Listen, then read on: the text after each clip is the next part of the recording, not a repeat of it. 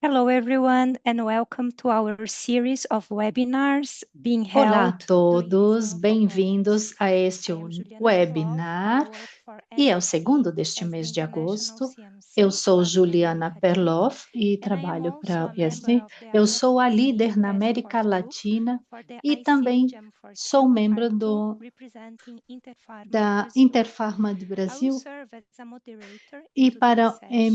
This is the MR4, second session of the Latin America M4QR2, ICH representando a webinar Interpharma do series Brasil. Essa é a on segunda advancing global sessão health de through uma série de harmonization, the Latin seminários America web ICH do journey. This ICH, webinar is organized in avançando, navegando collaboration with pela, FIPHARMA, avançando IFPMA, na saúde e AMIF, pela AEME, harmonização. Interpharma, and Esse seminário Bundespharma, é bringing together realizado regulatory authorities, em pharma associação industry com a representatives, Interpharma, and experts com to o explore the FIPHARMA, progress a of MIF, Latin CAEM America e in outros, e international representantes da harmonization indústria through ICH farmacêutica e participation. outros especialistas Today, we will para navigate through the conseguir CTD a guideline on mobilização targeting internacional M4Q através da that is under participação review, através do ICH. exploring the main Hoje vamos updates and identificar as changes and the diretrizes de respective qualidade impact to do our region. M4, I wanted to thank que you all for vendo, joining us explorando as and for mudanças e being o part impacto que of isso this tem gerado important na nossa regional and região. Quero international agradecer a discussion, todos which is por nos highly acompanhar relevant e for fazer the parte dessa present and discussão future of regional e health internacional que regulation. é tão relevante para o Before we begin, presente I e o would like to futuro share da a few regulação instructions. da The saúde. presentation will be made Antes in de começar, eu Portuguese, quero compartilhar com and you can vocês algumas select your instruções.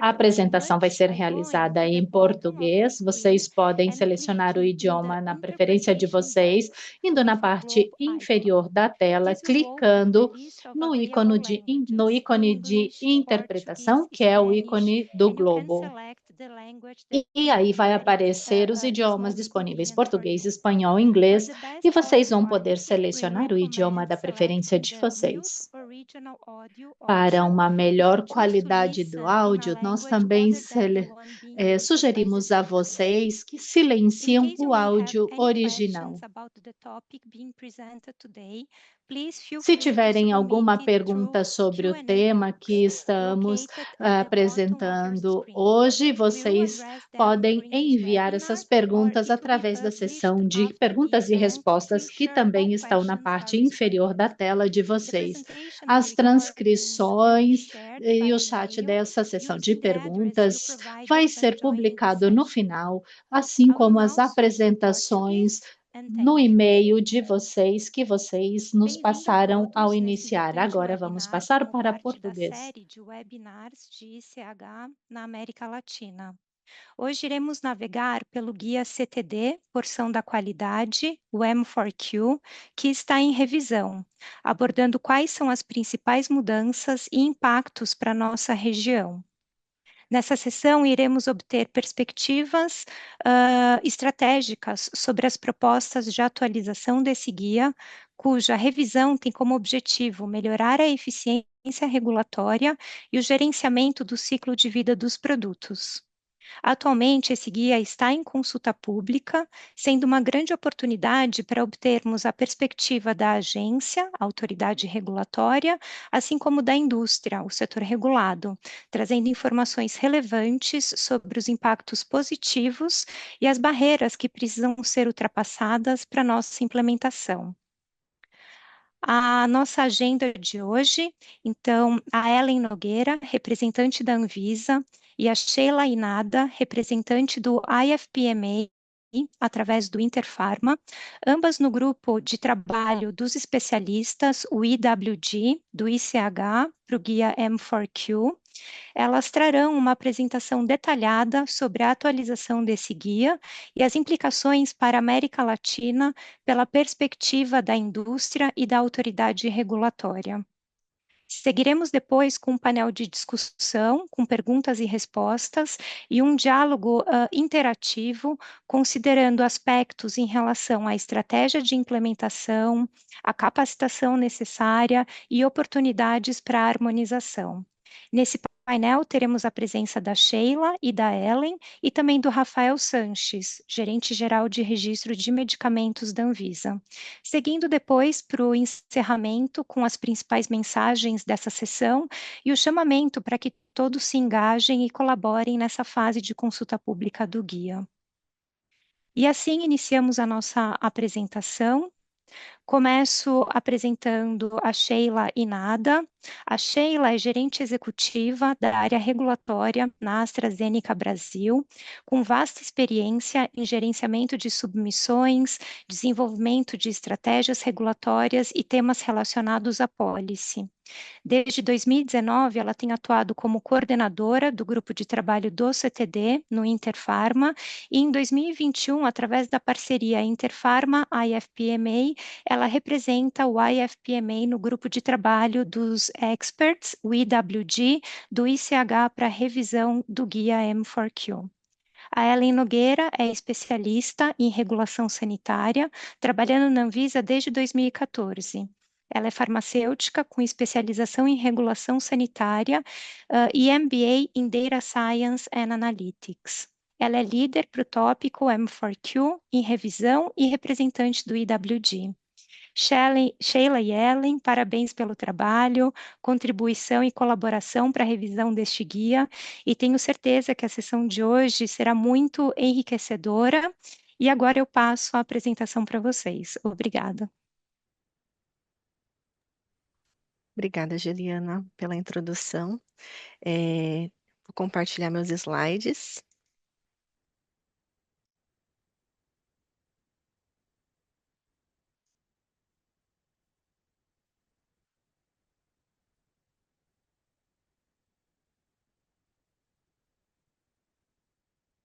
Por favor, me avisem se estão aparecendo. Ok? Sim. Então tá bom, obrigada. Bom, pessoal, boa tarde. Vou seguir com a minha apresentação em português, mas como a Juliana já adiantou, aqueles que precisarem de tradução, por favor, usem as ferramentas de tradução. Eu estou aqui, então, hoje, junto com a Ellen, para compartilhar um pouquinho de como tem sido essa jornada de revisão do Guia M4Q, e que a Ellen e eu fazemos parte do EWG e temos acompanhado toda essa jornada. Esses slides que vão ser usados hoje como base para a nossa apresentação, eles estão no site do IC8, são slides que foram preparados pelo IWG para suportar uma análise mais adequada do documento, do draft de guideline. Então, esses slides eles têm o intuito de facilitar e explicar alguns conceitos e dar um pouco mais de detalhes das razões pelas quais o guia M4Q está sendo revisado. Como todos sabem, então o Guia M4QR2, ele atingiu o Step 2 Sign-Off em maio desse ano e foi liberado para consulta pública. Então, os países, os reguladores membros do ICH estão disponibilizando o documento para consulta pública, cada qual dentro dos seus ritos e com seus timelines específicos. E aqui no Brasil, por exemplo, a gente já está com essa consulta pública aberta pela Anvisa. De forma geral, a gente vai apresentar, então, nessa conversa, uma introdução geral, os benefícios e objetivos dessa revisão, o design do M4Q, uma comparação entre o R2 e o R1, então, o que mudou nessa nova revisão, olhando para frente, o que a gente antecipa de mudanças, e que é com relação à consulta pública, como todos os stakeholders, sejam indústria ou reguladores, podem fornecer comentários para o ICH. Então, partindo de uma introdução, o M4QR1, ele é hoje o conhecido CTD, ele é o guia que estabelece o formato em que as informações devem ser apresentadas junto aos reguladores, sejam elas de segurança, eficácia e de qualidade. Aqui o nosso foco é qualidade, então olhando aqui para essa pirâmide conhecida do M4QR1, nós temos aqui o módulo 1, que endereça questões administrativas, o módulo 2, que engloba tanto a parte de segurança e eficácia quanto de qualidade, e o módulo 3, que da mesma forma apresenta informações de qualidade, clínicas e não clínicas. Esse documento, ele data de 2002, então a primeira versão do M4Q, ela vem de 2002, ou seja, a gente já tem mais de 20 anos em uso desse documento e foi uma importante transição. O estabelecimento de um formato comum, o Common Technical Document, foi muito importante, porque ele veio para padronizar expectativas com relação ao formato que as informações necessárias para uma avaliação regulatória devem ser entregues, sejam elas de qualidade ou segurança e eficácia. Partindo, então, para um modelo comum versus um modelo anterior, onde cada país tinha um dossiê específico, apresentando as mesmas informações, mas cada qual seguindo formatos e templates específicos de cada país. Então, essa transição que o ICH implementou foi bastante importante naquele momento. Mais de 2002 para cá, a gente sabe que muita coisa mudou, seja com relação à característica dos produtos, seja com relação às tecnologias envolvendo esses produtos e mesmo os conceitos de qualidade que foram evoluindo. Então, esse trabalho do M4QR2, ele pode ser enxergado como um step 1 para uma grande mudança que deve acontecer em breve, que tem a ver com a transformação digital que as submissões regulatórias e avaliações regulatórias estão sofrendo. Então, o M4QR2, ele vem como vem pavimentar esse futuro. Pavimentar de que forma? Estruturando como as informações podem ser melhor apresentadas nos módulos 2 e no módulo 3 do CTD, de forma que essas informações sejam úteis para ferramentas e ou novas tecnologias que vão surgir para submissões regulatórias. Então, o Step 1 começa com M4QR2. O Step 2 vem com a discussão sobre o SPQS, que tem a ver com a submissão de dados estruturados de qualidade, que é o recém-formado EWGM 16, então, que foi aprovado agora na reunião do ICH de Madrid. Então, esse vai ser um novo grupo de trabalho que vai trabalhar com todos esses conceitos de submissão estruturada de informações da qualidade. Então, não é o M4Q que está fazendo isso, mas sim um novo grupo, que vai usar toda a base que o M4Q está propondo nesse momento. E quais são os objetivos e benefícios, né? Então, quando lá em 2016, não, 2020, foi iniciada a discussão sobre concept paper para a revisão do M4Q, foi necessário levantar quais os problemas a gente gostaria de resolver, né? Por que se uma revisão do M4Q que funciona, né? E a gente sabe que ele funciona, era importante naquele momento. E as razões aqui foram definidas pelo EWG, basicamente nesses 6 grandes pilares, né? Então, o primeiro deles, o M4QR1, ele não já acomoda todos os tipos de produtos farmacêuticos que estão hoje disponíveis no mercado e os que virão, né? Esse modelo, lembrando, ele é de 2002, então muita coisa que a gente conhece hoje não existia. Então, uma das razões pela revisão do guia é que categorias farmacêuticas, produtos farmacêuticos inovadores ou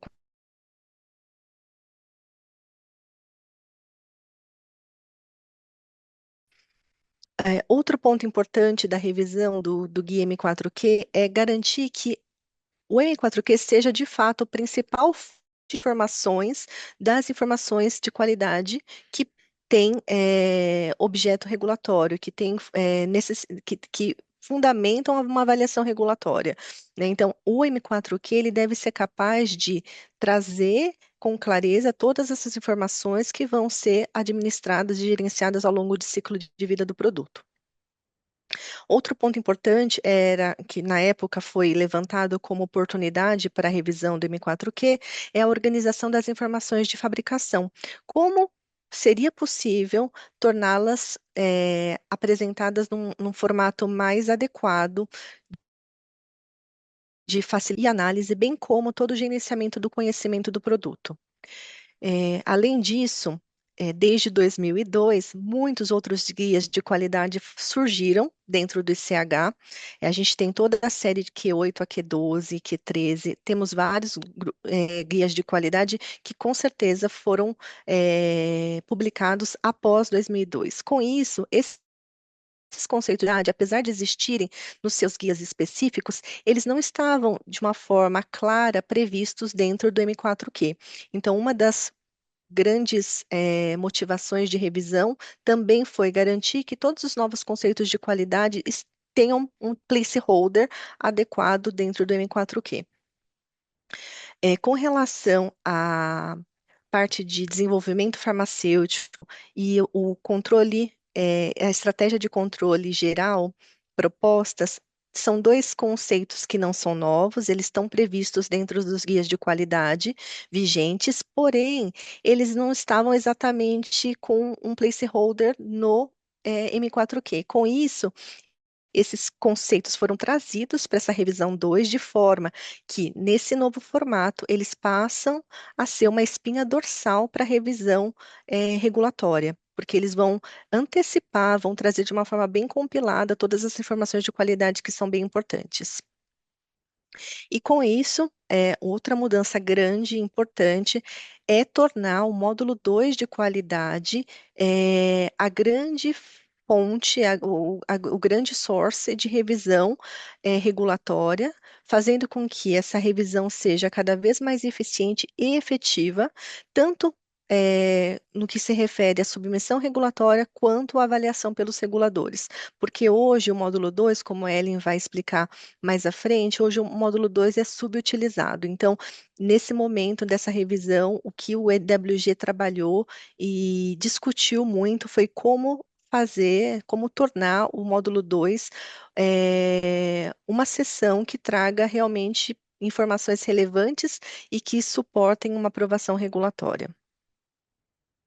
Com isso, quais são os benefícios esperados? Do ponto de vista da indústria, essa clareza, uma maior clareza das expectativas regulatórias, uma vez que todos os guias de qualidade estão sendo olhados pelo EWG para que as expectativas de qualidade previstas em outros guias, de alguma maneira, estejam endereçadas dentro do M4Q. Como a gente consegue otimizar a preparação da submissão regulatória? Então, é uma expectativa da indústria que esse R2 ele traga essa clareza de requerimentos e, com isso, as preparações das submissões elas sejam otimizadas e bem como usar o M4QR2 para fins eficientes do gerenciamento de vida do produto e, com isso, a aprovação pós-registros, como garantir que o M4Q também atenda essa expectativa da indústria.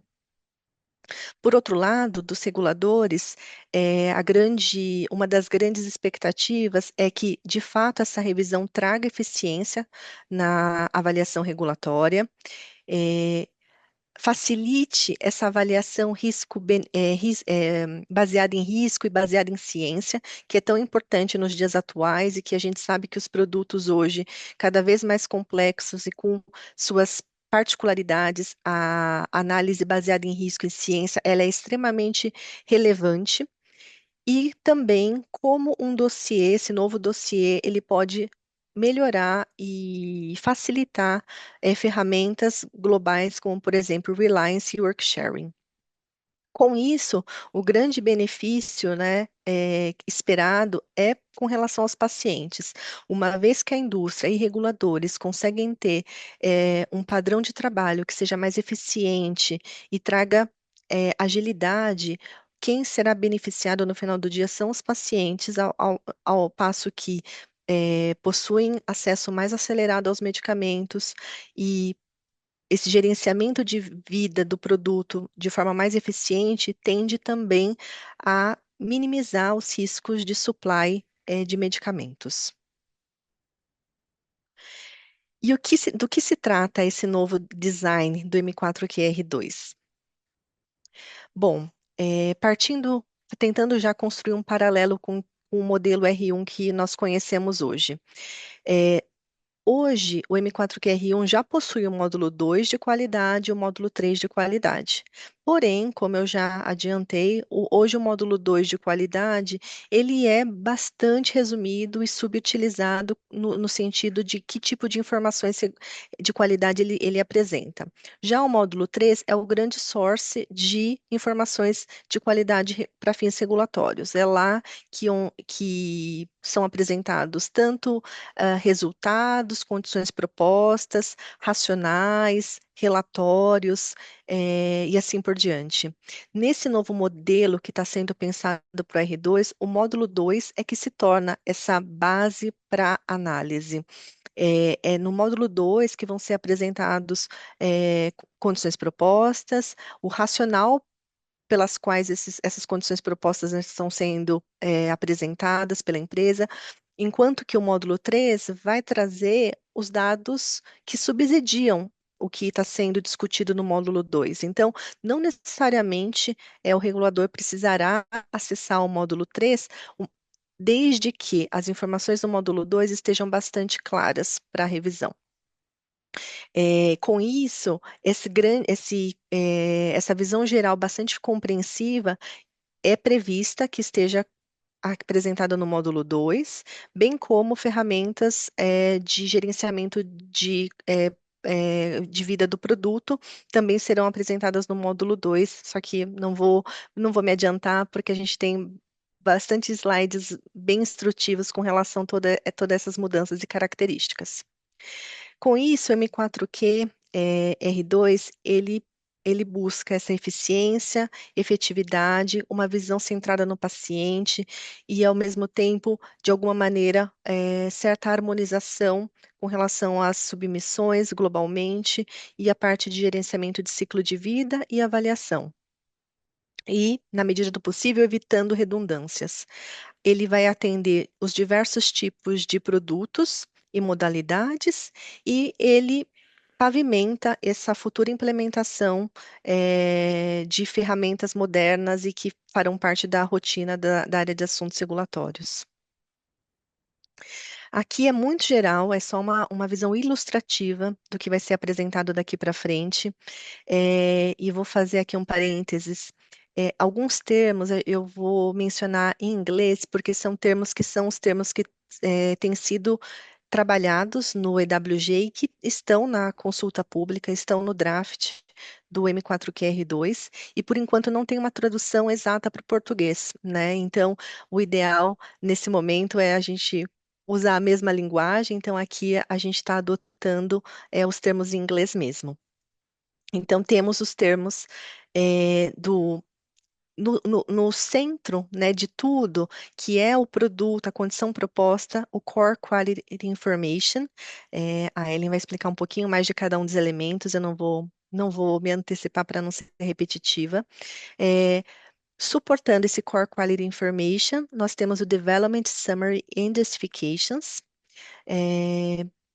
Nesse módulo 2, temos também o Overall Development and Overall Control Strategy. Então, essa parte de cima dessa circunferência, ela é todo o módulo 2. Então, o módulo 2, ele tem esses três principais elementos, vamos dizer dessa maneira. Enquanto que o módulo 3 é o Body of Data, onde vão ser encontrados, então, essas informações mais detalhadas, mais como relatórios e outros documentos na linha dos dados brutos. O que a gente encontra no módulo 2, né? Como esse módulo 2 e módulo 3 estão estruturados?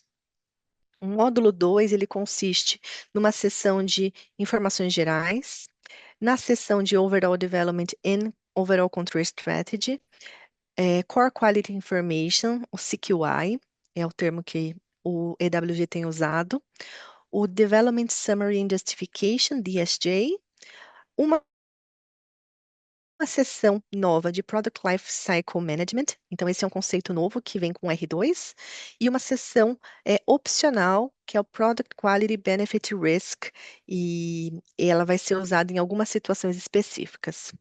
E o módulo 3, que traz, então, toda essa parte de dados e relatórios.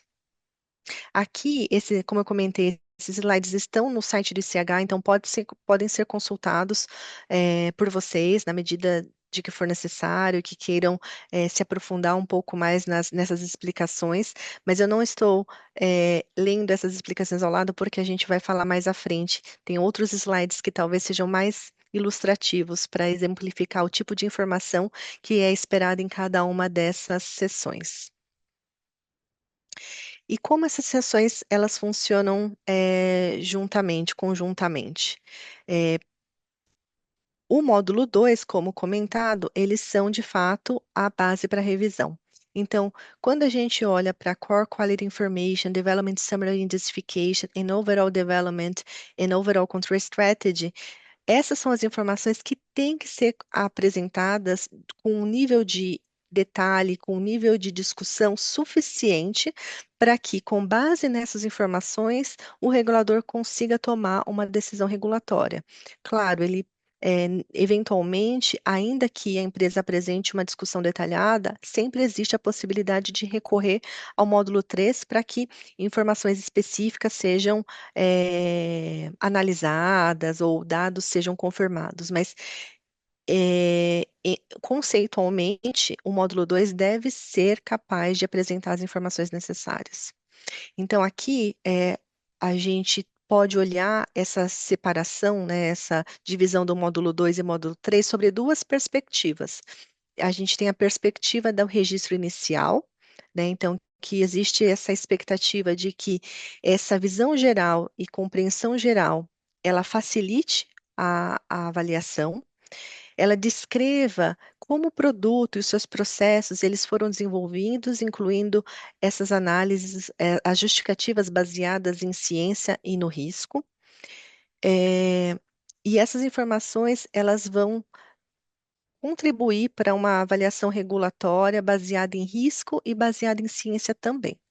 Enquanto que o repositório, ele de fato compila todos os dados, relatórios ou outros documentos que sejam relevantes e que suportem o que está sendo discutido no módulo 2, então, mas eles vão estar aqui de uma forma mais como dados brutos apresentados no módulo 3, né, sem essa adaptação para uma linguagem ou para um fim regulatório.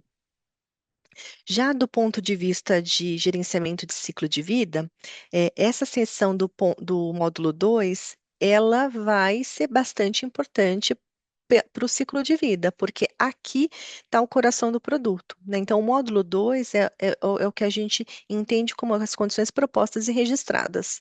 Então, desde o CQI, que é a condição por si, todas essas justificativas, né, todas essas outras exceções, elas se relacionam com o Core Quality Information, né, com a condição registrada.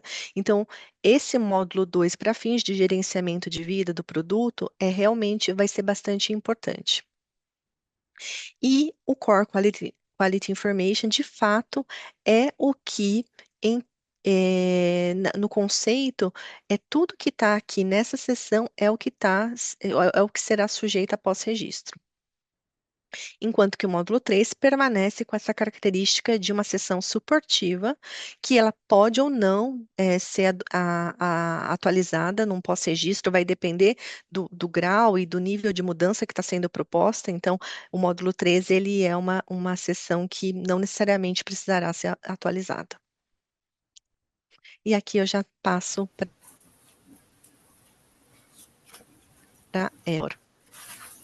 Obrigada, Sheila. Então, vou retomar como né, primeiro eu queria agradecer, né, a oportunidade da gente fazer essa apresentação, né, sobre o guia, né, esses slides foram preparados, né, como a Sheila falou, pelo EWG, para serem compartilhados juntos, né, com o draft, né, com a minuta do guia, mas realmente a gente sabe que a apresentação, né, dos slides fica, né, muito mais fácil para o entendimento. Então, eu vou retomar aqui falando, né, como a Sheila falou, um pouquinho mais, né, detalhando sobre essas sessões dessa nova revisão, né, da revisão 2.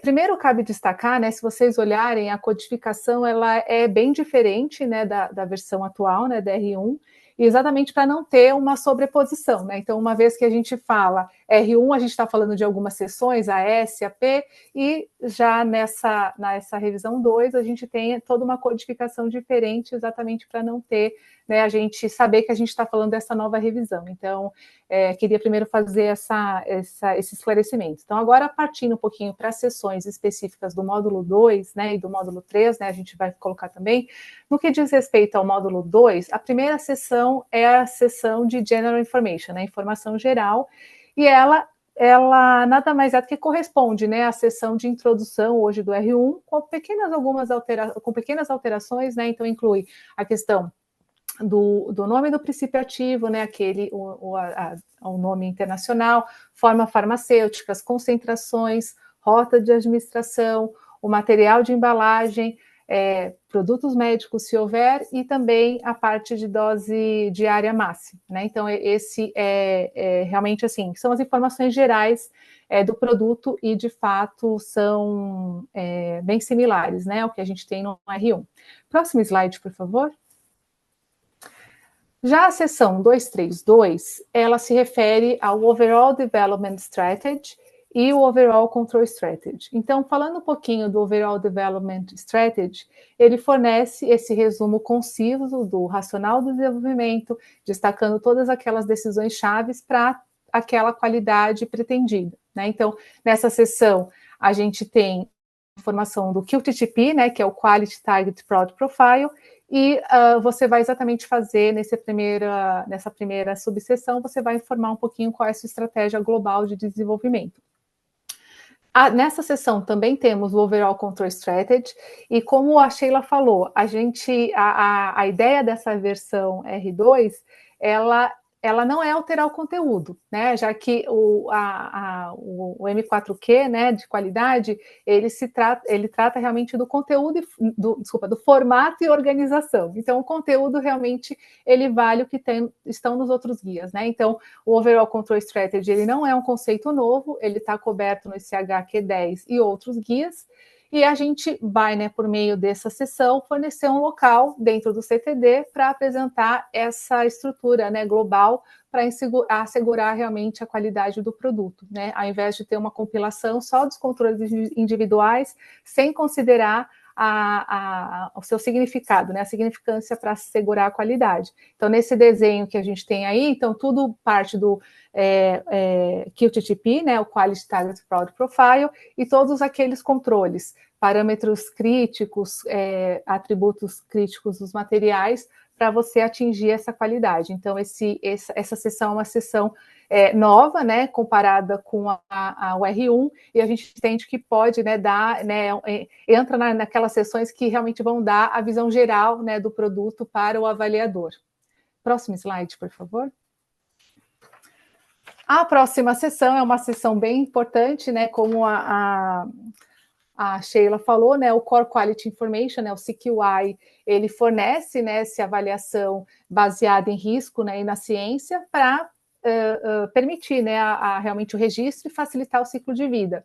Então, essa sessão, ela deve incluir toda a informação sujeita ao ciclo de vida, né, de acordo com os requisitos de pós-registros da autoridade para assegurar a qualidade do produto. O que é importante é que, assim, essa sessão, ela vai conter aquilo que a gente chama de condição aprovada. Então, se houver uma alteração na condição aprovada, isso vai ensejar, né, um pós-registro. Então, por isso que o solicitante deve manter esse CQI, né, o CQI, ao longo do ciclo de vida para assegurar, né, que a informação da qualidade do produto se mantém atual, né? Então, como a gente falou, né, realmente esse é o core realmente da qualidade do produto, né? Então, tudo aquilo que ensejar um pós-registro, ele vai estar nessa sessão. Quando, né, como a Sheila também comentou, como a gente também nós estamos também trabalhando, né, nos outros guias, hoje, né, quando a gente fala do ICHQ12, se você tiver, se a empresa, né, utilizar, né, e adotar o Established Conditions, essas atividades de ciclo de vida também vão seguir, né, o que consta no guia, e nesse caso elas vão ser fornecidas numa outra sessão, que é aquela sessão que a Sheila comentou, que é a 235, que eu vou falar mais para frente. E Entretanto, né, o que a gente vale destacar é que, assim, apesar, mesmo que a empresa adote, né, ter established conditions na sua submissão, isso não vai impactar na redução da informação submetida no registro, né, porque realmente, partindo, né, do entendimento que esse CQI é a informação-chave, né, o CQI é a informação-chave, ela vai conter uma informação mínima para você entender do produto e saber, né, qual é a qualidade dele. Então, é nesse sentido, né? Então, essa sessão é uma sessão bem importante, é uma nova sessão muito importante, né, para esse formato. Próximo slide, por favor. Falando um pouquinho, né, sobre a sessão de Development Summary and Justifications, então ela deve descrever como o IFA, né, o produto, seus componentes, se aplicável, e o processo de fabricação foram desenvolvidos, incluindo as principais escolhas feitas ao longo do desenvolvimento, deve discutir toda a parte do racional científico, técnico, incluindo o processo, né, o processo de fabricação, a estratégia de controle, justificativa, né, no caso do Established Conditions, né, do Q12, e as categorias de reporte, né, quando o ICH-Q12 é aplicável. E como a gente falou, né, nesse caso, como ele realmente é um conteúdo que você está apresentando racional, justificativas, por conceito, ele é de suporte. Mas, claro, isso pode ser alterado, né, ou até, né, atualizado, né, quando tiver uma alteração pós-registro.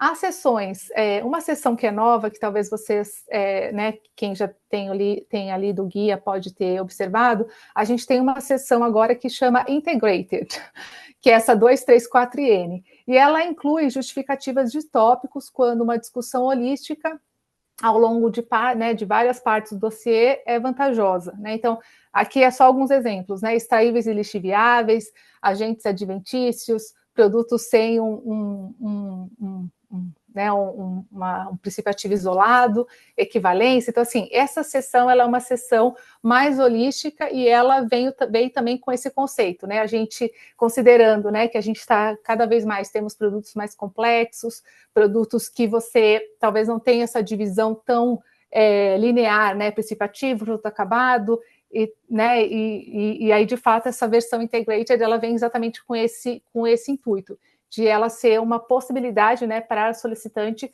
apresentar essas justificativas e os dados de forma mais holística. É diferente do que a gente tem hoje no R1, que você tem que escolher, você coloca lá no produto acabado, toda a informação ao longo do processo. Então, isso realmente a gente entende que pode facilitar. E, claro, né, toda a parte, porque o DSJ, né, o Development Summary Justification, ele vem exatamente o quê? Para dar suporte, né, para a condição aprovada, o CQI que você está apresentando, né, e os dados de suporte, né, e são a sua fonte, né, de dados, estaria no módulo 3. Próximo slide, por favor. Essa sessão é aquela sessão que a Sheila comentou, né, do Product Lifecycle Management. Essa sessão, claro, a ideia é essa sessão incluir as ferramentas do Q12, né? Então, quando, né, a empresa apresenta o PLCM, né, que é um documento do Q12, ou apresenta né, algum protocolo, né, para aquela alteração pós-registro, ela vai ter o local, né, nessa sessão, mas também, né, e destacando de novo o que a Sheila falou sobre a questão do pós-registro, né, essa revisão ela veio exatamente para a gente não só dar um enfoque no registro, mas também no pós-registro. Então, nessa sessão, a gente vai ver que ela tem uma subseção que possibilita, né, incluir um sumário da alteração, a justificativa para aquela alteração de pós-registro. Então, nesse caso, seria um resumo, né, da alteração proposta e todo o histórico, né, o racional por trás, uma tabela, né, incluindo as sessões que foram revisadas, né, com base nessa atualização, né, nessa alteração pós-registro, e a justificativa, né, para essa atualização proposta, que pode ser apresentada ou aqui, ou ser referenciada, né, de forma cruzada para outras sessões do 2.34, né, que é a sessão de suporte, e também a sessão, claro, de CQI, né, que é o CQI, que é a condição aprovada, e a 3.2. Então, só queria deixar isso bem claro, né? essa nova versão, a revisão 2, ela tem esse duplo, essas duas faces, né? Tanto facilitar o registro, mas também facilitar o pós-registro. Próximo slide. Uma outra seção que também é bem importante, né, e é nova, né, do ponto de vista né, com essa revisão, é o Product Quality Benefit Risk, que é o PQBR, tá? Falando de forma curta.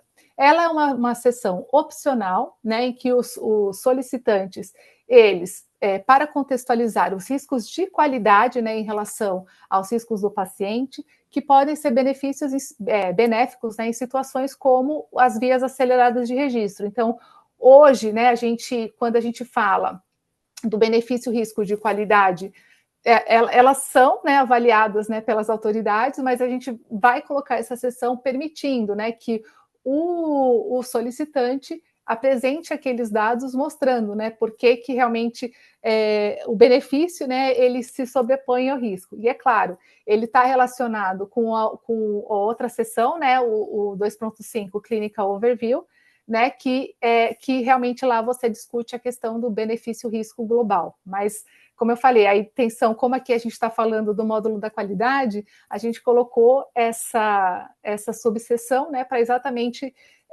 cobrir, né, e deixar um local realmente onde você pode, né, os solicitantes podem incluir essa discussão referente a benefício-risco, né, no que diz respeito à qualidade.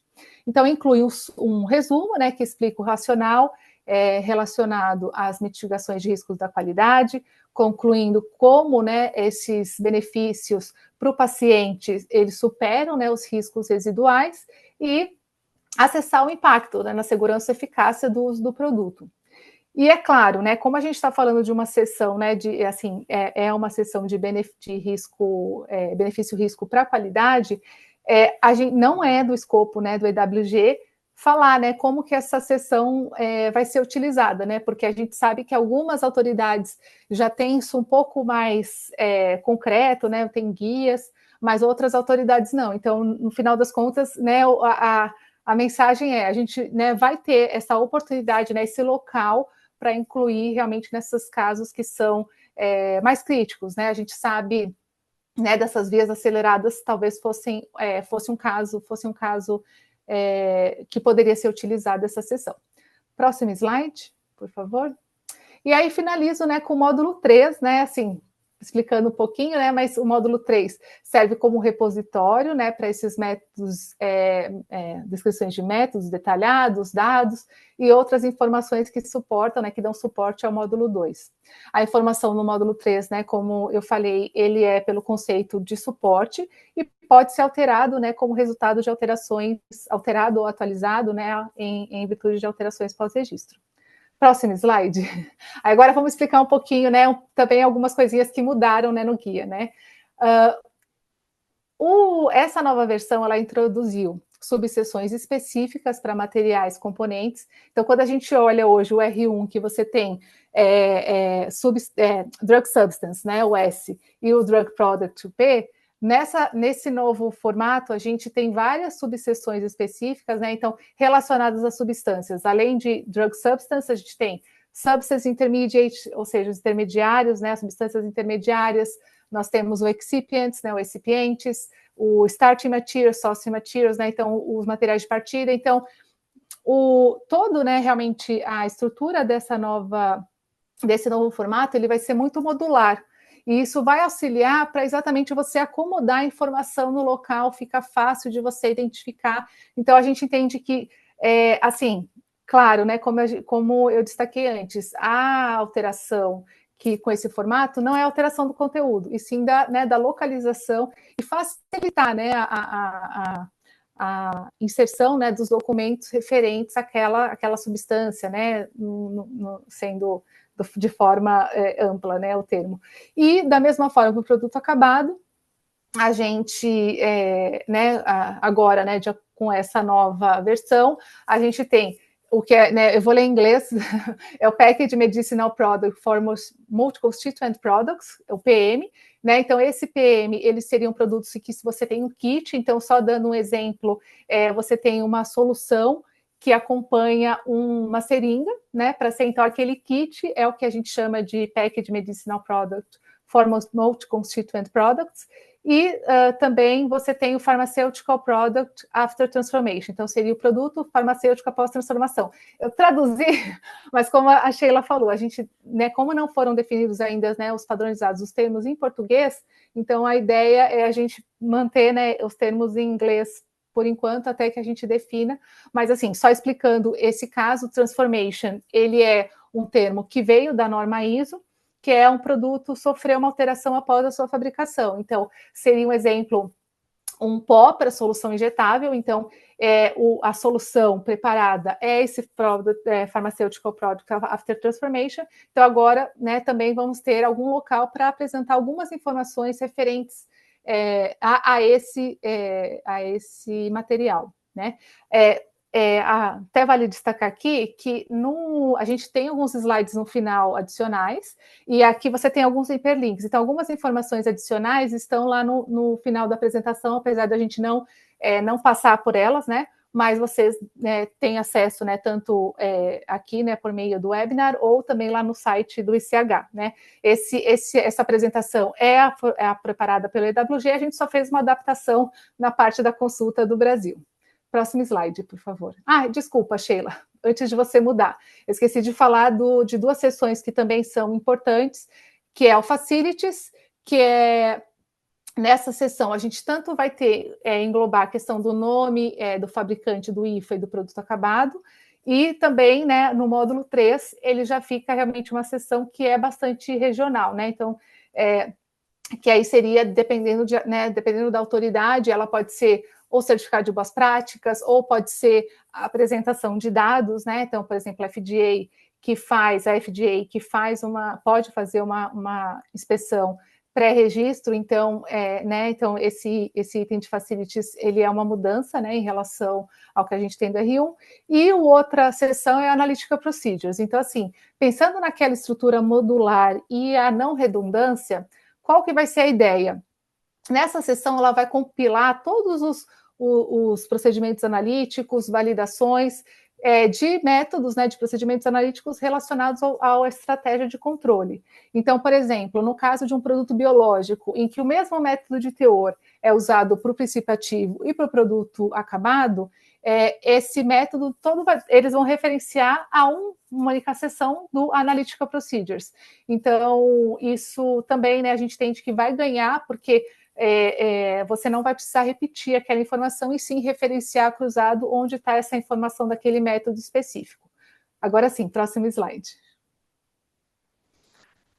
Outra organização que também foi bastante inovadora, né, do ponto de vista do R2, é que agora a maioria das subseções de materiais, né, relacionados a materiais, eles seguem essa separação, né, que é o DMCS, Description, Manufacture, Control e Storage. Então, o que é o D, né, o Description? Ele identifica o material e suas características-chave, o M de Manufacture, né, então produção, ele realmente detalha, né, o processo produtivo. O C de Control, ele descreve as medidas de controle de qualidade, tais como as especificações. O S de Storage, ele fornece a questão da estabilidade, informação do material de embalagem e o prazo de validade ou reteste, né, para aquela substância.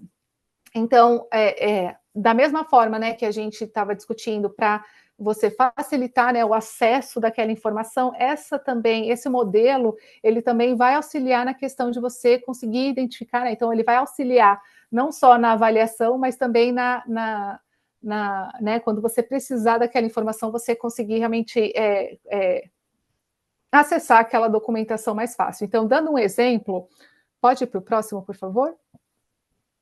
Obrigada, Sheila. Dando um exemplo rápido, né, do produto acabado, e até ajudando, né, nessa organização do que vai no CQI, CQI, DSJ e no módulo 3.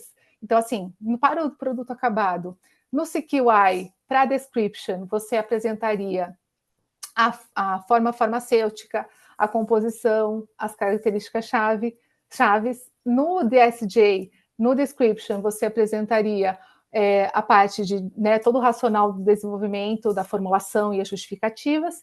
E no módulo 3, para description, você apresentaria, obrigada, Sheila, a parte realmente dados adicionais, né, de suporte.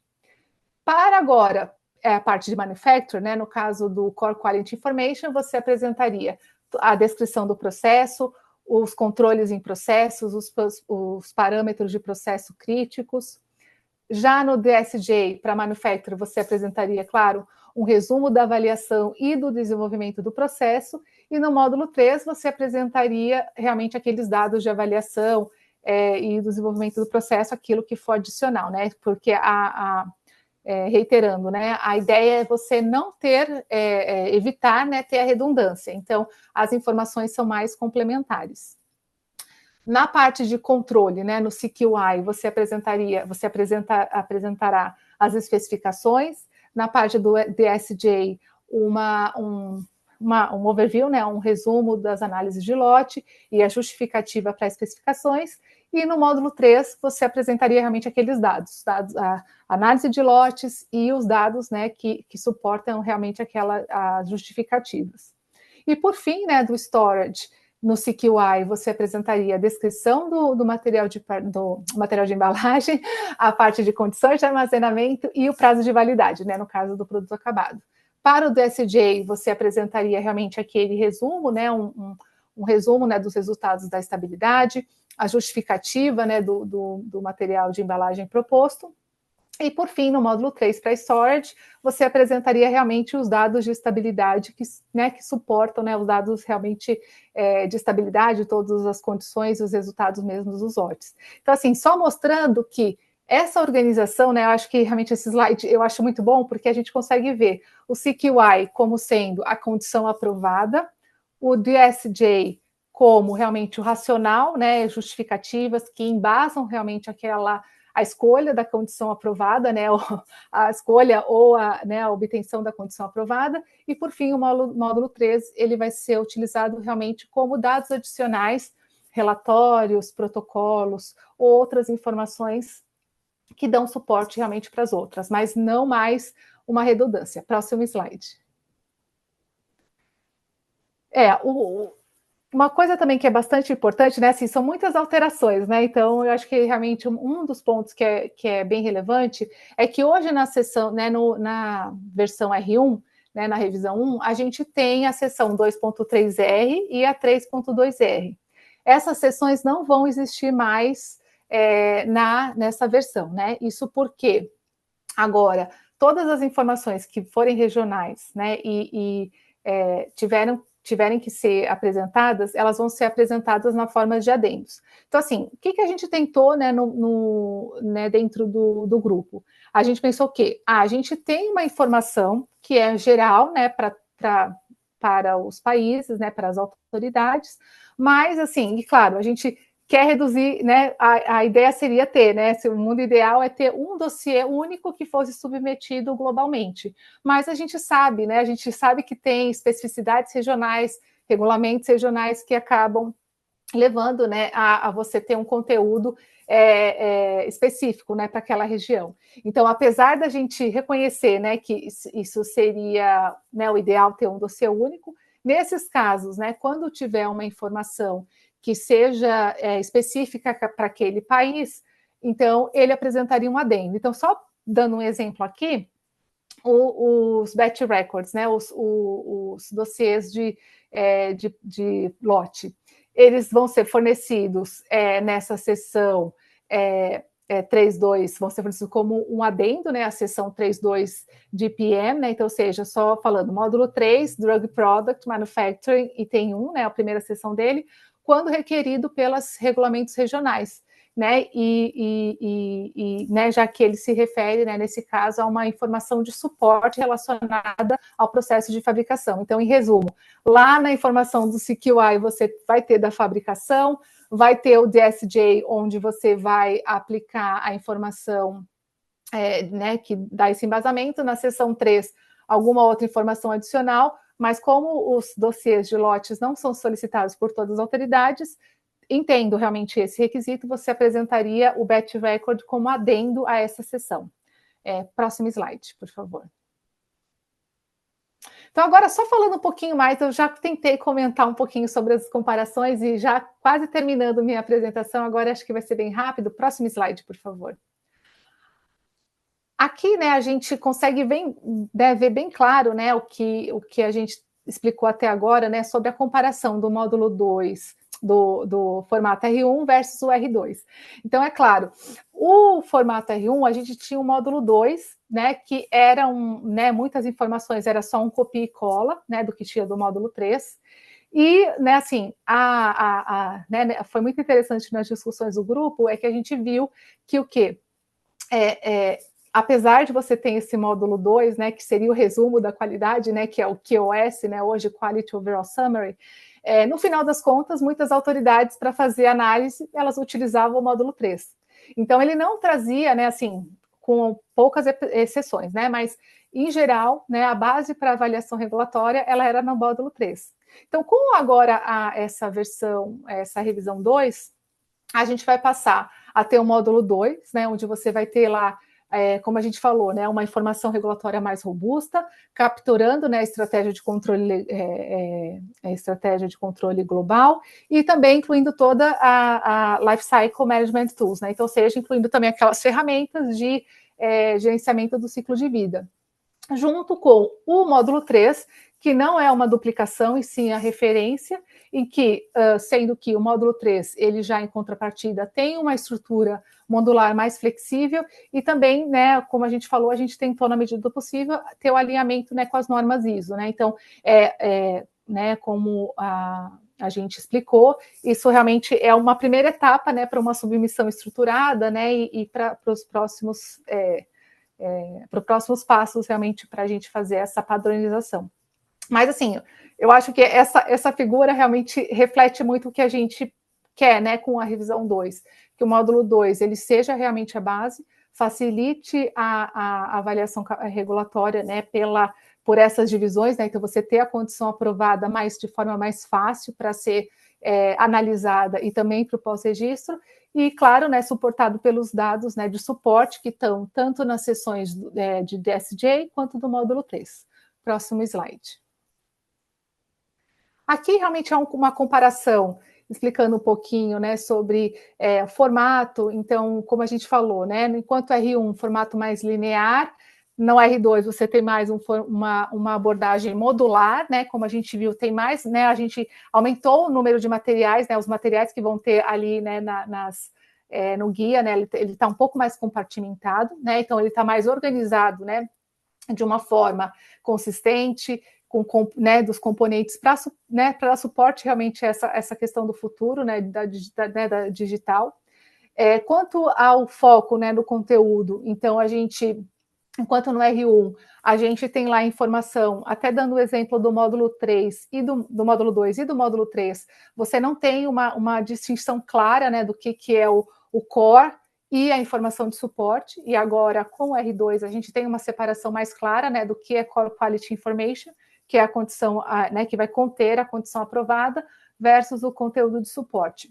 Princípios, né, baseados em risco, então, a gente entende que com o novo R2, considerando essa divisão, e até assim, passando realmente o módulo 2, né, a ser a base, né, base de análise regulatória, ele vai, né, a empresa vai ter que realmente fazer essa avaliação de risco e incluir lá no módulo 2 as informações, né, uma discussão racional, né, com esse entendimento, né, de risco e científico. E eu espero que tenha ficado claro, né, assim, a gente, enquanto o R1, a gente entende que tem muita informação repetitiva, né, então alguns até são realmente copia e cola, né, enquanto que no R2 não, a gente espera, né, que tenha uma duplicação, que a duplicação realmente seja bem minimizada por essa estrutura modular e esse formato estruturado, né, e claro, permitindo realmente a referência cruzada sempre quando for necessária. Próximo slide, por favor. Aqui ainda continua alguns itens, tem alguns aspectos de comparação relacionados à terminologia e definições. Então, como a gente falou, a gente tentou, na medida do possível, utilizar as terminologias né, dos guias ISO. Então, até eu mencionei, né, do Pharmaceutical Product After Transformation. Transformation é um termo que é usado lá na norma ISO, então a gente tentou realmente utilizar, né, esses termos para que, né, todo mundo fale a mesma língua, né? A gente sabe, né, assim, além da questão das normas pós-registro, a gente sabe que existem muitos definições, termos que são usados pelas diferentes autoridades, e com as normas ISO está se tentando realmente fazer uma linguagem comum. Então, nesse sentido, o M4Q tentou fazer exatamente isso, né? Já tentar avançar nesse sentido. Quanto à submissão e à avaliação, eficiência na avaliação, a gente entende, né, que esses elementos estruturados vão fornecer né, uma eficiência no uso, na navegação, permitir uma recuperação, né, daqueles dados críticos para avaliação. Né, a gente, até dando exemplo, né, como a gente falou que o objetivo é que o CQI, né, que é o Core Quality Information, esteja realmente atualizado, então você vai saber o que realmente a empresa está produzindo naquela sessão. Quanto à questão de considerações de ciclo de vida, como a gente falou, né, a ideia foi incluir, né, locais, né, como a Sheila falou, placeholders para essas ferramentas do Q12, e também a gente facilitar, né, o ciclo de vida, por também ter sessões, né, ter essa sessão específica para pós-registro. Quanto à implementação e flexibilidade, a gente entende que essa nova revisão, por ela ter essa estrutura modular, ela vai acomodar, né, mais produtos, então tem mais flexibilidade. E quanto à compatibilidade digital, né, assim, a gente sabe, né, que até considerando essas alterações, né, e eu vou falar a divisão, né, entre o que é o CQI, DSJ e módulo 3, a navegação entre as sessões realmente vai ser chave, né? Então, por isso que a gente entende que essa revisão ela já foi pensada para ser compatível, né, com a versão 4.0 do CTD e irá permitir, né, essa navegação que a gente entende que pode facilitar bastante, aumentar a eficiência na avaliação. Próximo slide. E aí, só falando um pouquinho dos próximos passos, a gente, né, esse webinar a gente está realizando aqui no Brasil, mas também outros membros do ICH também estão fazendo, né, esses workshops, né, esses webinars para explicar um pouquinho, né, do draft, né, que como a gente atingiu a Step 2. A gente pretende, né, como a gente está na época, né, na etapa de consulta regional, após a gente finalizar essa etapa, a gente vai avaliar, resolver todos esses comentários, até que tenha realmente o sign-off da Step 3, né, e a adoção final do guia, né, pelas autoridades. Próximo slide, por favor.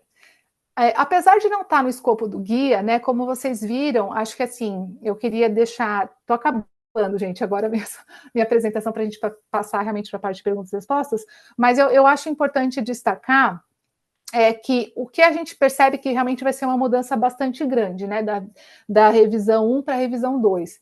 Então, a gente sabe que é necessário que a gente tenha uma implementação coordenada, né, pelas autoridades.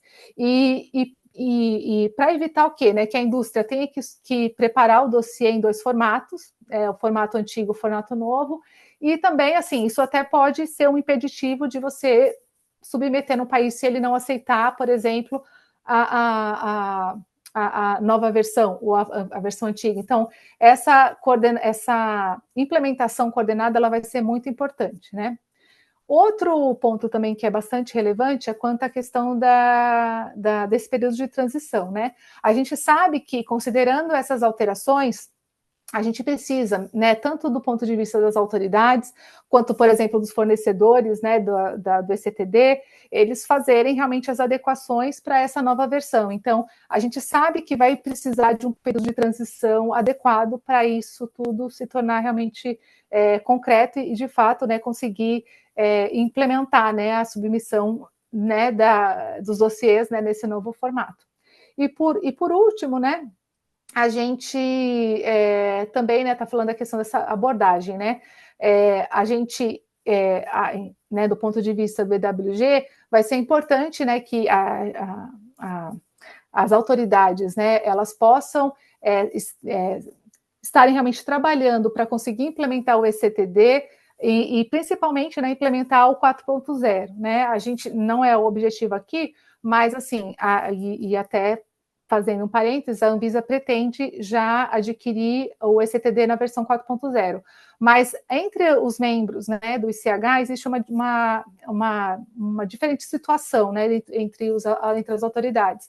Então, a implementação realmente do ECTD 4.0 né, vamos dizer assim, que é o mundo ideal, né, e apesar de não estar no escopo, né, do ICH, nem né, até porque a implementação do ECTD não é obrigatória, né, não faz parte daquele rol obrigatório de data, mas assim, a gente sabe que é bem importante você ter esse formato, né, ter o ECTD nessa versão que vai permitir todas essas alterações, né, né, ter esse ganho que a gente viu realmente utilizando essa versão R2.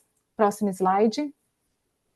Então, é claro, né, a gente sabe, né, que vai ser bastante desafiador implementar realmente toda essa nova versão, mas a gente entende que esse é o caminho para o futuro, sabe? Se a gente realmente está pensando numa regulamentação mais moderna, pensando realmente em benefício para o paciente, a gente, né, pensando, né, do ponto de vista do dossiê, ele é a primeira etapa. Então, a partir do momento que a gente consegue uma avaliação mais eficiente e tanto registro, né, quanto pós-registro, quem vai ganhar no final das contas é a população que vai ter acesso ao medicamento mais rápido.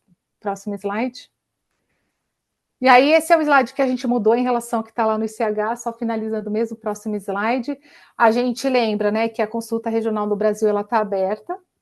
A gente colocou aí no slide o link, né, para notícia, e esse também aqui é o link para consulta.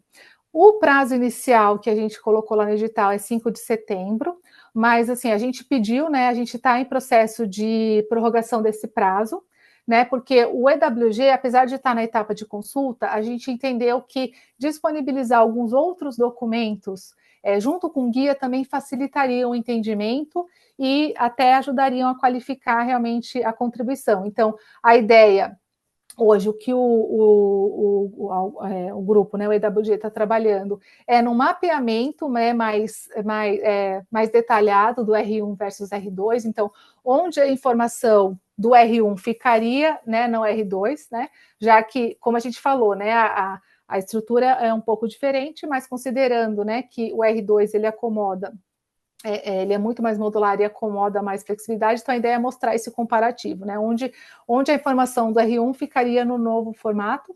E, por fim, também a gente está trabalhando no desenvolvimento de um dossiê modelo, né, que seria assim, o primeiro draft, né, do dossiê, que a gente chama de mock, e esse vai ser de um produto simples, então a ideia, ele está baseado, realmente, você acessa pela internet, né, na plataforma do Notion, e aí você conseguiria navegar entre as sessões e entender um pouquinho mais, o que iria no CQI, o que iria no DSJ, e aí a gente entende que isso ajudaria a entender melhor, né, porque realmente, né, talvez só lendo o guia, talvez não fique tão claro, né, quanto realmente você vê um exemplo. Então, por conta disso, a gente pediu a prorrogação por 45 dias. A expectativa é que esses documentos sejam aprovados pelo EWG ao longo de setembro, né? Mas, assim, a ideia é, eles sendo aprovados pelo EWG, eles vão ser disponibilizados na página do ICH, então, a gente vai mostrar no próximo slide. Pode ir para o próximo, Sheila, por favor. Nessa página, nessa página de links úteis, a gente tem realmente a página do website, né, ICH Public Consultations website, que é onde esses documentos vão estar disponíveis, ou os links, né? Então, como eu falei, são 2 documentos que a gente pretende disponibilizar, o mapeamento R1 versus R2 e o link para o dossiê MOC, que é de um produto simples, né, um produto sintético, e tentar mostrar, né, como ficaria a navegação entre essas sessões. Próximo slide. Então, com isso, eu finalizo a apresentação. Como eu falei, há também alguns slides adicionais, né, que podem ser consultados pelo público, e eu espero que essa apresentação tenha ajudado um pouco a esclarecer, né, os objetivos e principalmente facilitar o entendimento, né, quando da leitura do guia. Então, a gente fica à disposição, né, para responder dúvidas, e agradeço a atenção de todos, né, e fico à disposição. Obrigada. Obrigada, Ellen, obrigada, Sheila, pela excelente apresentação. A gente segue agora para o painel de discussão com a presença da Ellen, Sheila e do Rafael.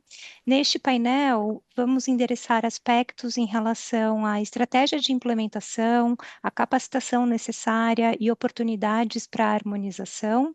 E eu gostaria de apresentar os panelistas, a Ellen Nogueira, que é a Topic Lead da Anvisa para o M4Q, a Sheila Nada, da AstraZeneca, já apresentadas aqui, muito obrigada pela apresentação, e o Rafael Sanches, gerente-geral de registros de medicamentos da Anvisa. O Rafael também trabalhou com pós-registros CMC na Anvisa, e antes disso com desenvolvimento e validação analítica na indústria farmacêutica.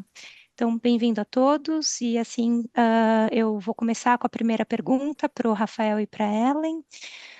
Então, este guia envolve um plano de implementação bem robusto. Quais são os benefícios que a Anvisa observa para agilização no processo de submissão, revisão e aprovação de um dossiê?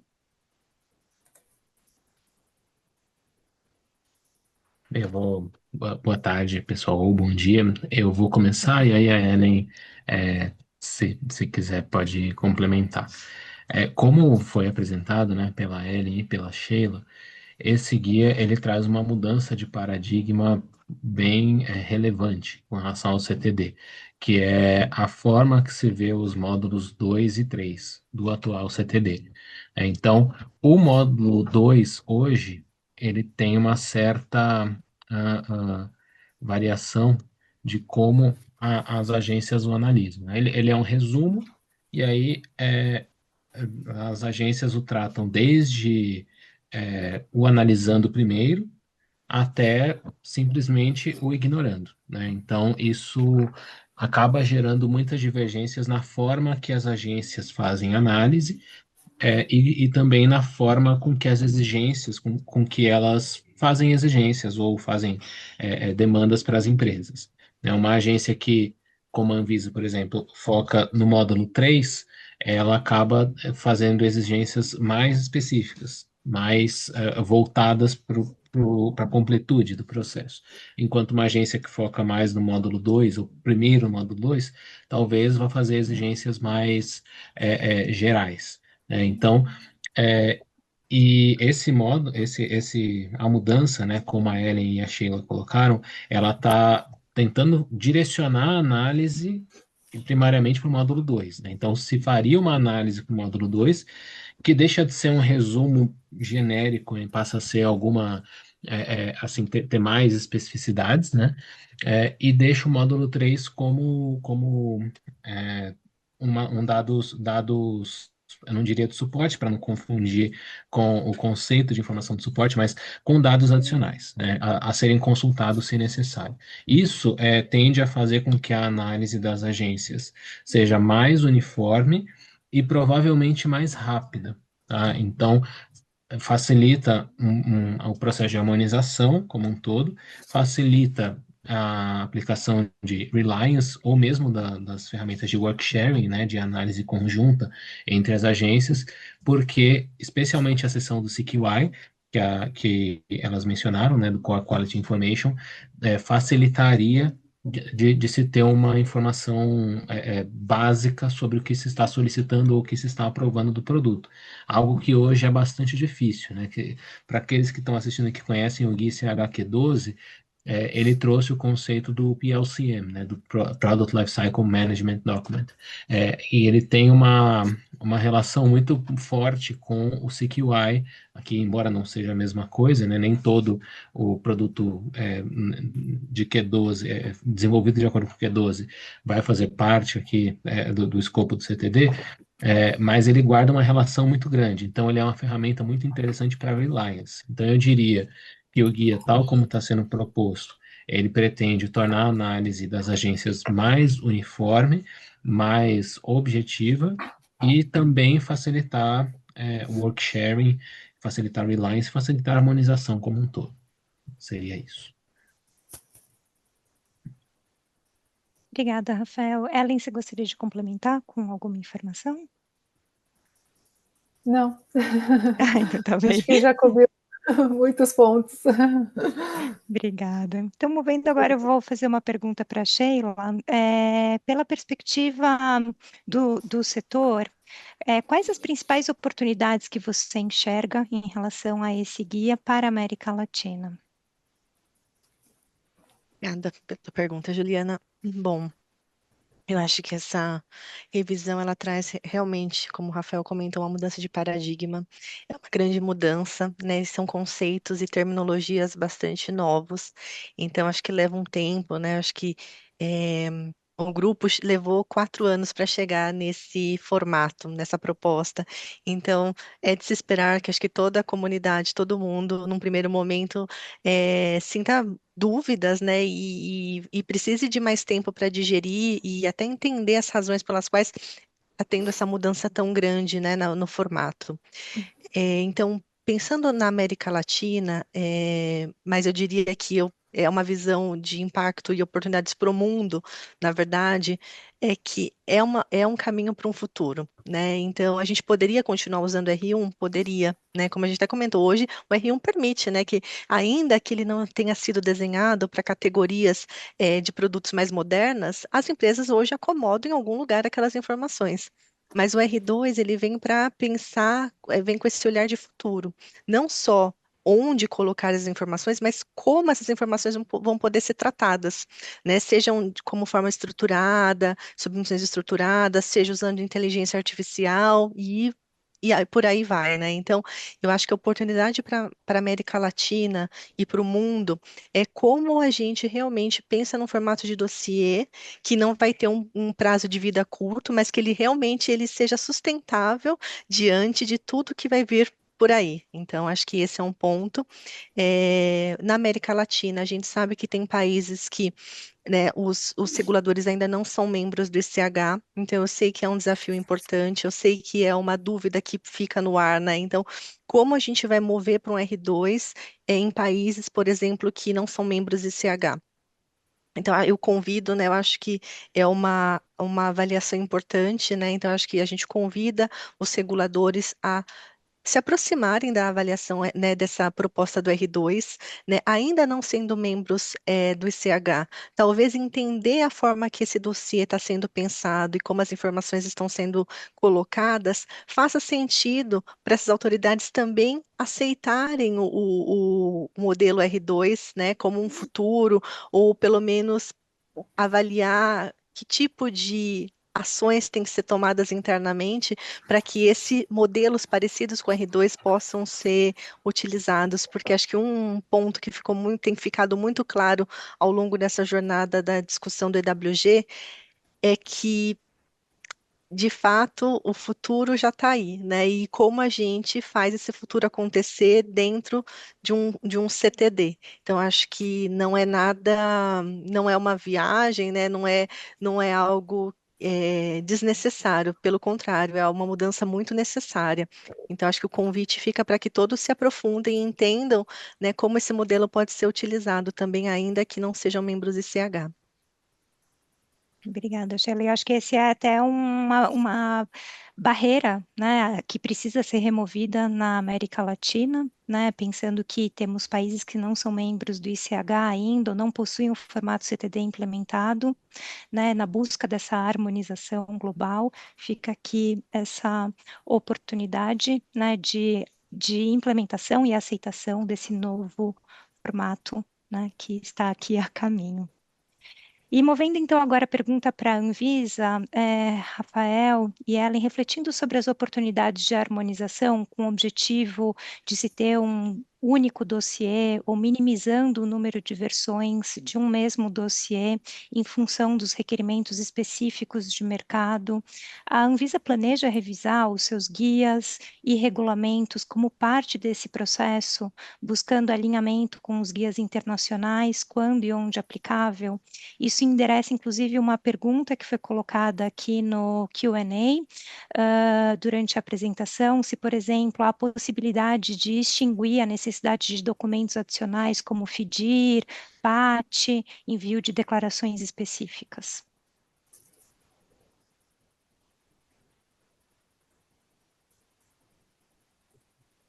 Bem, eu vou também. Ellen, se você quiser começar, já que eu comecei na outra. Então eu fique à começo. vontade. Assim, primeiro, né, acho que acho que é importante, né, a gente primeiro comentar o seguinte, né, a gente está falando agora, né, da etapa do consulta regional, né, para o guia.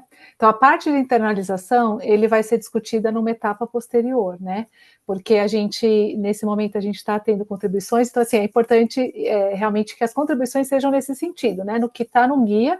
A internalização a gente vai discutir, né, a gente tem uma portaria, né, que trata da internalização e, de fato, a gente vai precisar realmente fazer adequações, mas, assim, é a expectativa, né, a gente sabe que tendo esse QI, a gente realmente talvez não precise mais de FDIR, parte, porque as informações agora vão estar no modelo, então é uma coisa que a gente entende que assim, é o caminho, sabe, é a expectativa.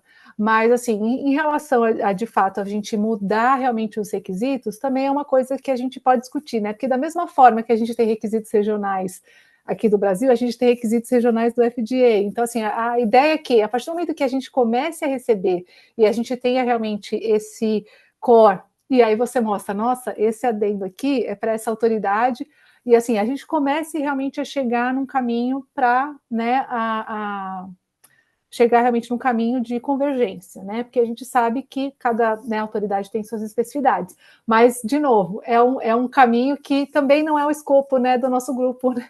Então, assim, o nosso grupo realmente tentou trabalhar, mas a gente entende que ele pode sim facilitar, né, essa troca, né? E no final das contas, todo mundo trabalhar realmente na convergência, né? Que é algo que, de fato, né, todas as autoridades poderiam ganhar bastante, né? E assim, claro, isso junto com outras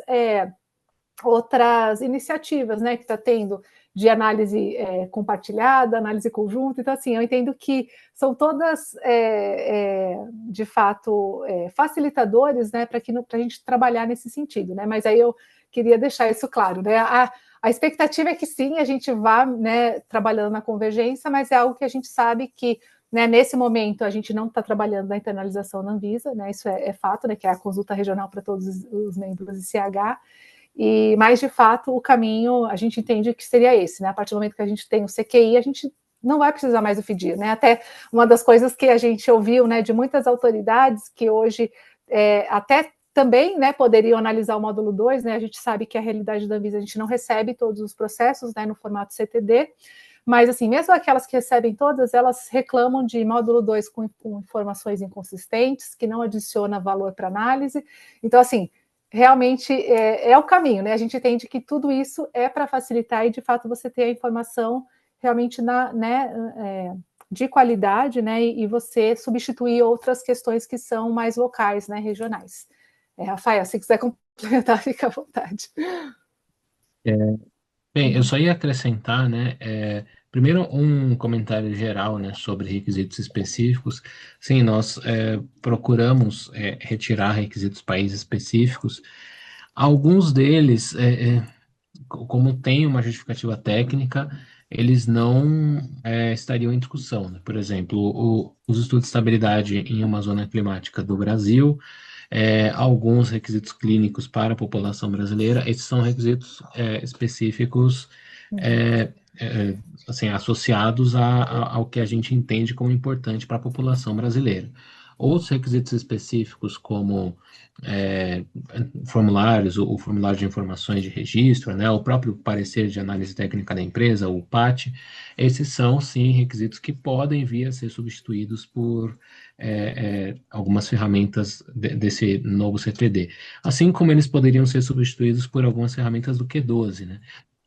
Agora, é importante um comentário bem específico para o M4, né, para esse guia. A implementação dele, a meu ver, é muito importante que ela seja o mais uniforme possível entre os países, nem antes, nem depois. Então, é importante, para alguns guias ICH, até não existe tanto esse problema. Se uma agência implementa antes e outra depois, não há uma grande questão, mas a gente está falando da própria organização dos documentos. Então, não é interessante, eu acredito, para uma agência, nem que ela faça uma implementação muito rápido, porque ela vai começar a ter um documento, um formato de documentação que não é solicitado por outras agências, nem que ela faça muito depois. Tá? Embora as agências membros do CH, e obviamente as que não são membros do CH também, tenham liberdade para definir a sua data de implementação, este é um guia que eu particularmente considero importante que a implementação seja pelo menos discutida entre as agências e, na medida do possível, seja alinhada em data de implementação. Porque uma agência que implementar muito antes, ela pode, isso pode ser considerado um requisito país específico também, e uma agência que implementar muito depois também. Então, esse é um guia, mais do que muitos outros até, eu considero que é um guia importante de uma implementação conjunta. Obrigada, Rafael. Obrigada, Ellen. Bom ponto. E a pergunta continua com a Ellen e com o Rafael. Uma das recomendações para a implementação do guia atualizado, como apresentado aqui, é estabelecer planos para implementação do ECTD 4.0. Com base nisso, vocês poderiam compartilhar conosco o plano ou o status para a implementação do ECTD por parte da Anvisa? E endereçando também uma pergunta que foi colocada aqui no chat, quais os desafios para as indústrias nacionais com a implementação desse guia? E também se está previsto, Ellen, talvez haja um link com a sua primeira resposta, se há também uma previsão para a revisão do guia 24 do CTD. Eu vou começar aqui, Ellen, para falar do ECTD e talvez até do Guia 24, aí também você complementa, tá? Sobre o ECTD, a Anvisa está em fase de contratação, na verdade já abriu um processo, já houve os preços, né? E agora está em fase de avaliação das propostas. Temos algumas propostas, então...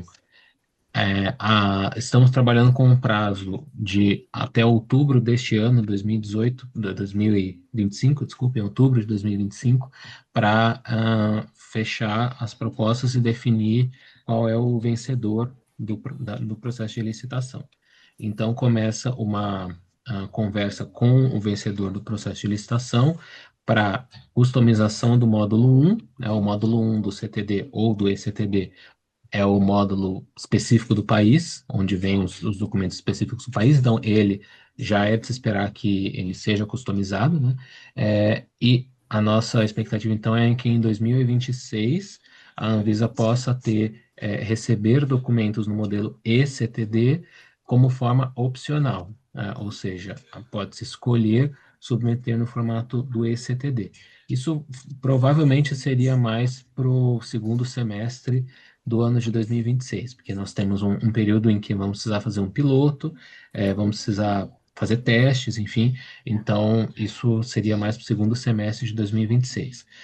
A Anvisa optou por já contratar a versão 4.0, Então, esse prazo ao que eu me refiro já é para a versão 4.0 do ECTD, que tem uma vantagem considerável de ter um espaço, comportar melhor metadados de registro. Tá? Então, ela seria mais fácil com essa versão fazer algumas ferramentas de inteligência artificial ou algumas outras ferramentas de análise concatenada.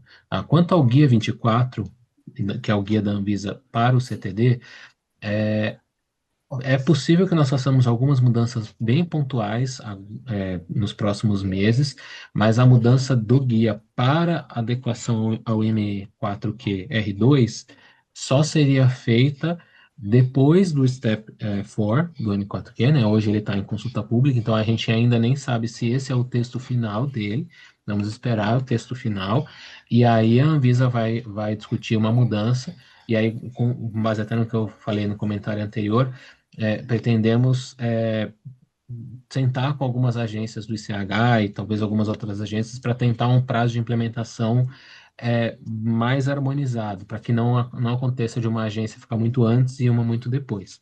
Então, hoje, para a revisão do Guia 24, se ela ocorrer agora, ela vai ser pontual, só no sentido de talvez ajustar algo nos nossos HMPs, nos nossos relatórios anuais, ou uma coisa bem específica, mas a revisão do guia para adoção dessa versão do R2, do M4Q, ela só ocorreria depois do Step 4 e depois de uma discussão com as agências assim, como ficaria o prazo para implementação. É isso, Ellen, se você quiser complementar ou adicionar alguma coisa. Não, tá ótimo. Obrigada, Rafael. E, Rafael, você enxerga algum desafio para as indústrias nacionais nesse momento, com a implementação do guia? ECTD? Juliana, as indústrias brasileiras, elas têm se adaptado bem ao CTD tal como é hoje, né? Houve, claro, um período de transição em que algumas mudanças, alguns conceitos ficaram um pouco não claros, né? Inclusive, a gente até percebeu que alguns entendimentos sobre o CTD não são harmonizados entre as indústrias multinacionais mesmo, né? Por exemplo, de solução, relatório de desenvolvimento de solução. Algumas empresas colocam em P2, outras colocam em P5. Não tem uma harmonização em alguns detalhes, ela realmente não tem. Com a indústria nacional não foi diferente, né? Nós tivemos algumas discrepâncias pequenas, mas não houve assim um grande problema com o CTD, com o R1. Com o R2, a gente espera a mesma dificuldade, talvez eu não usasse essa palavra, né, mas o mesmo período de adequação que as indústrias multinacionais, porque é uma mudança grande de paradigma, sim, assim, a ordem mudaria completamente, alguns conceitos como CQI, DSJ, que não existem hoje, passariam a existir, então é uma dificuldade grande, mas eu acredito que não seria muito diferente de uma indústria multinacional. Talvez até um pouco mais fácil, porque a indústria multinacional ela vai precisar lidar com várias agências, e aí, num período de implementação, as agências podem ter entendimentos diferentes, enquanto uma indústria, pensando numa indústria só brasileira, ela só precisaria lidar com a Anvisa, né? Então, talvez até seja um pouco mais fácil, mas não vai ser fácil, vai ser assim, é uma mudança de paradigma muito grande que vai requerer desafios consideráveis aí. Mas eu acredito que seja uma questão de tempo mesmo. Obrigada, isso endereça também a pergunta que foi postada aqui, e também acho que é uma oportunidade também para facilitar exportações, se esse for do interesse, né, da empresa nacional, tendo um formato, né, alinhado com os guias internacionais, né? Sim, de fato, com certeza.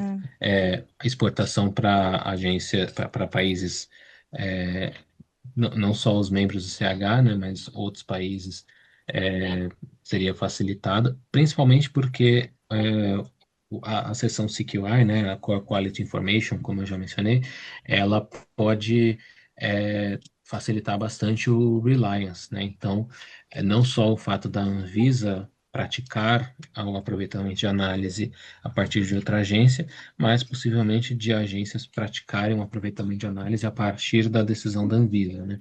Então, a facilitação do Reliance, ela também pode, no futuro, auxiliar nessa exportação. Sim, obrigada, Rafael. E Sheila, pela perspectiva da indústria, você gostaria de trazer outros elementos ou aspectos em relação às principais vantagens que esse guia revisado traz e barreiras que precisam ser ultrapassadas?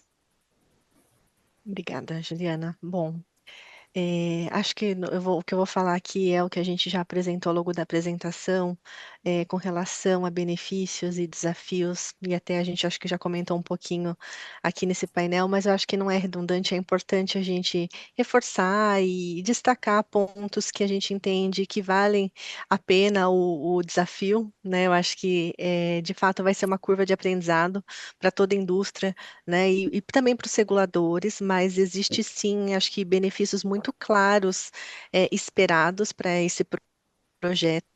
Como membro do EWG, eu estou aqui com a Ellen, né? Acho que a gente consegue hoje olhar com bastante carinho, assim, e não ter dúvidas de que essa mudança ela tem um impacto positivo, né, no futuro, óbvio, né? Talvez esse texto ainda mude um pouco, mas os conceitos que estão sendo trazidos, eles são importantes.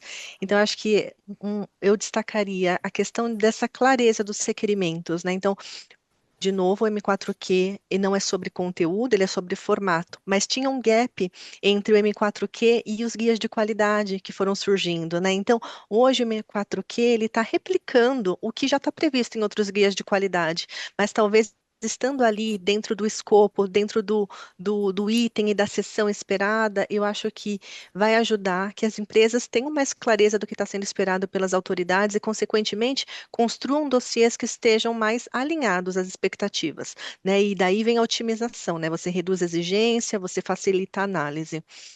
Um outro conceito importante que também não é uma M4Q que está trazendo, mas eu acho que talvez ele está reforçando, que é a questão da análise baseada em risco e ciência, né? Então, assim, são conceitos que já estão super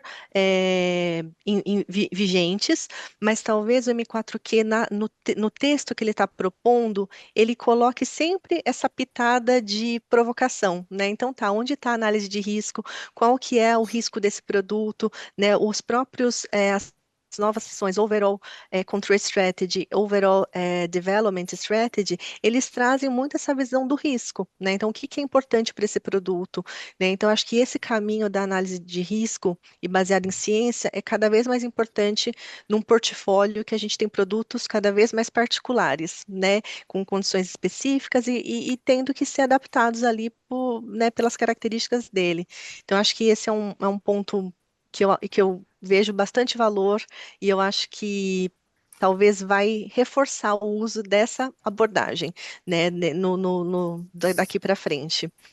E eu acho que uma sessão também que foi surgindo, acho que não foi o objetivo desde o princípio, mas ela foi ganhando forma, foi a parte de pós-registro, né, de Life Cycle Management, né, acho que o começo foi muito focado no registro, a gente até teve um pouco de resistência, não, a gente está falando de registro, né, no início das discussões, mas com o tempo foi se discutindo e foi se concordando de que é tão importante quanto o registro é o pós-registro, que hoje toma muito tempo dos reguladores, né? Então, a gente tem volumes muito grandes de pós-registro. Então, ter uma sessão e ter, de certa forma, uma padronização que a gente não tinha até agora dentro do ICH pode trazer um ganho, né? Então, a gente vai ter uma justificativa única, vai ter um racional único, vai ter templates únicos, então, com isso, minimizando, né, a necessidade de preparar documentos country-specifics. Então, acho que esses são alguns dos benefícios, né, mas eu e a Elia aqui talvez sejamos, tenhamos viés, porque a gente né, é apaixonada pelo projeto, a gente tem se dedicado muito para esse projeto.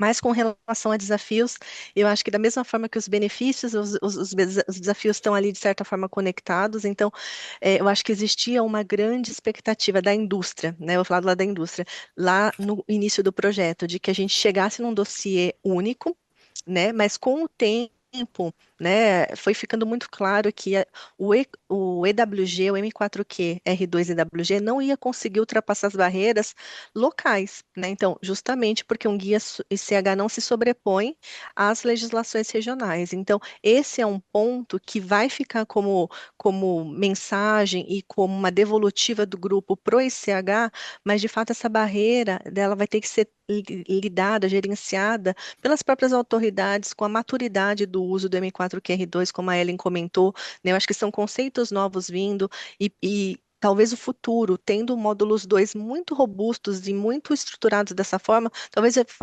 deixe de fazer sentido a gente falar em country specific, porque vai estar todo mundo ali preparando dossiês baseados nas características do seu produto, e com isso é difícil ditar uma regra de bolo, né? Talvez ali vai ser muito esses dossiês característicos de cada um dos produtos. Então, acho que esse é uma oportunidade que ainda existe, né, uma barreira, mas que ainda é uma oportunidade da gente chegar nesse dossiê único em algum momento, né, porque a gente vê que isso vai trazer um grande ganho, né, Reliance, como a gente está falando aqui nessa mesa, de discussão. Então, Reliance, Work Sharing, tudo isso, né, todas essas ferramentas, elas precisam desses dossiês o mais padronizado possível para que elas sejam eficientes, né, para que elas tragam agilidade que elas buscam trazer.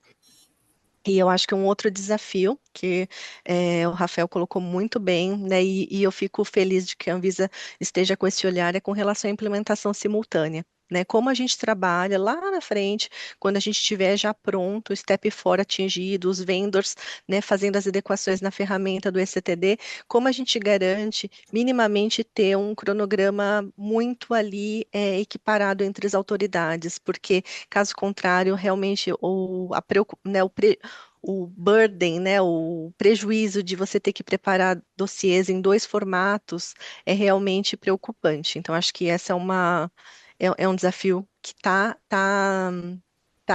tá em foco dentro do EWG, tanto é que está nos slides do ICH, né? Então, a mensagem que o EWG está, desde já, transmitindo para a alta liderança do ICH.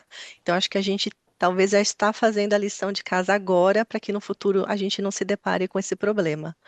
Mas, de forma geral, eu ainda acho que os benefícios superam os desafios. Acho que é uma jornada, é uma curva de aprendizado, e que a gente vai ter que se desafiar e aprender juntos. E até nessa sessão, acho que eu vejo, né, essa discussão conjunta, indústria e regulador, ela é muito importante, porque no final do dia são os dois juntos que vão fazer com que essa mudança ela realmente atinja o sucesso que é esperado.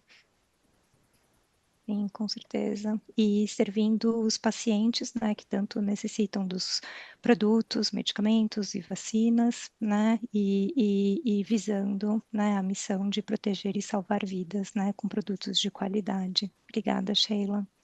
E Rafael e Ellen, qual mensagem a Anvisa gostaria de deixar para outras agências e ou representantes de outros países da América Latina acerca desse guia?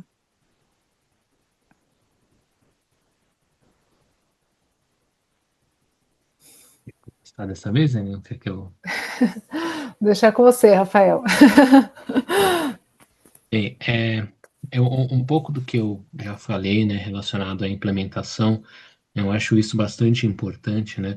Existe um termo que algumas literaturas, dessas entidades que fazem pesquisa de prazos de agências se referem, que é o submission gap, né? O gap de submissão. Eu não sei como eu traduziria isso, mas é o tempo entre ter se submetido na primeira agência, normalmente o FDA ou a agência europeia, e o tempo nas outras em outra agência. Tá? Então, o submission gap é um grande fator de contribuição para o produto demorar para chegar nos pacientes do Brasil, e eu diria que provavelmente dos países latino-americanos. Tá? Eu não conheço em profundidade o restante dos países latino-americanos, mas se eu tivesse que chutar, eu chutaria que eles têm um submission gap parecido com o do Brasil. Ou seja, as empresas primeiro submetem no FDA, nos Estados Unidos, ou na Europa, ou enfim, nos dois, e em geral submetem no Brasil e em outros países latino-americanos depois. Isso é, em parte, estratégia da empresa, em parte, requisitos regulatórios específicos. Tá? O que nós temos aqui com a revisão do guia CTD é o objetivo de reduzir ao máximo possível os requisitos regulatórios específicos, para poder reduzir esse chamado submission gap, tá? E isso é importante, no fim das contas, para que os produtos inovadores possam chegar o mais rapidamente possível aos pacientes brasileiros, latino-americanos e, enfim, em qualquer país que seja.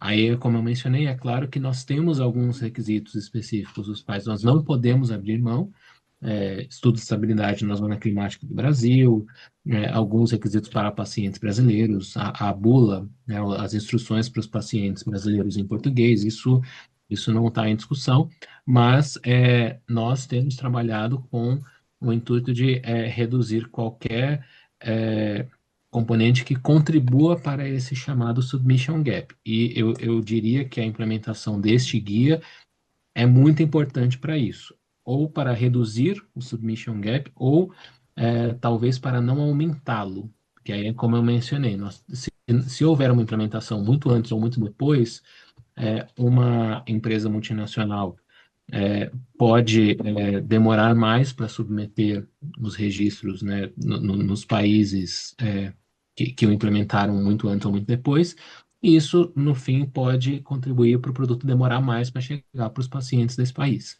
Então, nós temos tentado trabalhar nessa linha.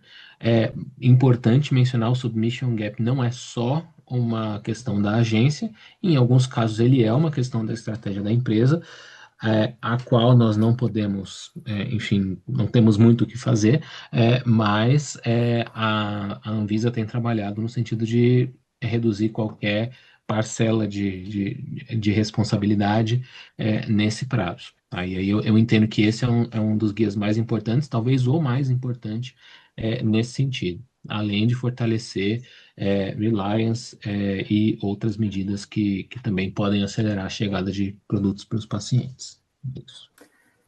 Eu até, se me permite, Rafael e Juliana, assim, eu acho que um ponto que fica claro, né, com as discussões é que, em geral, todas as autoridades têm um pouco de problemas, né, com recursos humanos, e você, de fato, a ideia do guia, né, de você melhorar a eficiência, eu acho que, assim, é algo que eu vejo realmente como um benefício muito grande, né, porque já que a gente tem uma limitação de recursos, a gente, né, precisa utilizar, assim, adotar todas as medidas que, de fato, que poderiam realmente, né, ser ganhas, né, no final, e eu acho que, assim, a organização que a gente está propondo, ela foi feita com esse intuito, de você tentar identificar o que é a condição aprovada, e, assim, não só para registro pós-registro, mas também ao longo do ciclo de vida, né? Você está com um produto, tem algum problema, e você vai olhar na sua documentação qual é o produto aprovado, né? Então, talvez essa mudança, ela tem, assim, várias facetas, mas eu entendo que dessa parte de recursos é uma parte que realmente talvez valha bastante a pena, né? Porque a gente consegue realmente ganhar em eficiência na análise, né? Já deixando de analisar alguns documentos que hoje são parte, né, daquele do módulo 3, que seriam realmente dados que a gente não precisaria olhar, né, desde que realmente tenha essa avaliação de risco no módulo 2, a gente já está ganhando em recursos. Então, eu acho que realmente, né, eu acho que até o que a Sheila falou também se aplica, né? A gente está trabalhando, assim, o futuro já chegou, as ferramentas aí digitais estão aí, então, se a gente realmente, né, acho que não utiliza ou não explora todas essas facilidades, a gente vai ficar para trás e cada vez mais a gente, né, assim, só vai piorando, né, a parte de fato, dessa diferença, né, entre recursos e de fato, demanda, né, então, eu só queria enfatizar isso. Obrigada, Ellen. De fato, né, o ganho de eficiência é algo muito importante, acho que todos estão, né, nessa busca. E antes da gente passar para o encerramento, faltam 7 minutinhos para a gente fechar esse webinar, eu só gostaria de perguntar se Rafael, Ellen e Sheila, vocês gostariam de deixar alguma mensagem final para todos nós? Eu rapidamente, até para, né, assim, primeiro eu queria agradecer, né, a Sheila faz parte do grupo, uma pessoa, tem uma super parceria, né, com a Sheila, queria agradecer já essa oportunidade. E assim, é o que a gente colocou, né, acho que a gente está no momento de consulta regional, então acho que é importante, né, as empresas olharem a organização, verificarem se elas, né, o que elas acham dessa nova organização, e principalmente, né, apresentem as contribuições, né? Esse é o momento realmente da gente receber as contribuições, principalmente de empresas que não estão, né, não fazem parte de outras associações de fora, né, de empresas multinacionais. Então, essa é a oportunidade, né, de apresentar essas contribuições, né, como a gente falou, a ideia não é aumentar o requisito, e sim, né, trabalhar na questão conteúdo, então, né, a gente espera que realmente isso tenha ficado claro, e assim, né, conforme consta no edital, se for possível, que as contribuições sejam feitas em inglês, né, porque elas vão ser, a gente vai encaminhar para o EWG, né, nas contribuições referentes ao guia, e a gente espera que realmente, né, eles aproveitem essa oportunidade mesmo, de avaliarem o guia, darem suas contribuições, porque elas vão ser levadas, né, para o nosso grupo de trabalho. Obrigada, Ellen. E assim, então, acho que a gente já pode caminhar para o nosso encerramento. Então, como discutido e apresentado aqui neste webinar, este novo guia, ele tem como o objetivo trazer benefícios para a elaboração dos dossiês a serem submetidos e apoio para o pós-registro e gerenciamento do ciclo de vida do produto. Para as autoridades sanitárias, o guia também tem como objetivo trazer melhorias para a revisão e avaliação mais eficiente, facilitando a avaliação baseada em risco, na ciência, e também suporte ao uso do Reliance e do Work Sharing. Por outro lado, a gente aprendeu aqui também que barreiras precisam ser removidas para a implementação desse novo guia, como sistemas, implementação do ECTD, a harmonização global, né, dos guias, para evitar múltiplas versões de um mesmo dossiê ou atrasos no registro nos países onde essa nova estrutura ainda não estará adotada. E com base no que foi apresentado, né, e discutido hoje, eu também, assim como a Ellen mencionou, eu chamo a todos para que contribuam para essa consulta pública. O link está aqui disponível na apresentação, inclusive, que foi compartilhada pela Ellen durante o webinar de hoje. E aqui eu gostaria de agradecer muito a Sheila, a Ellen pelas apresentações, por todo o trabalho, a participação no painel, e Rafael também por sua participação nesse painel e esclarecimento, né, de dúvidas. E em nome dos organizadores do IFPMA, FIFARMA, AMIF, CAEM, Interfarma e Sindusfarma, eu gostaria de agradecer pela participação de todos, e a gente se vê na semana que vem, no dia 26 de agosto, na sessão específica de boas práticas clínicas, que é o guia E6. Tá bom? Muito obrigada. Tenha uma boa tarde.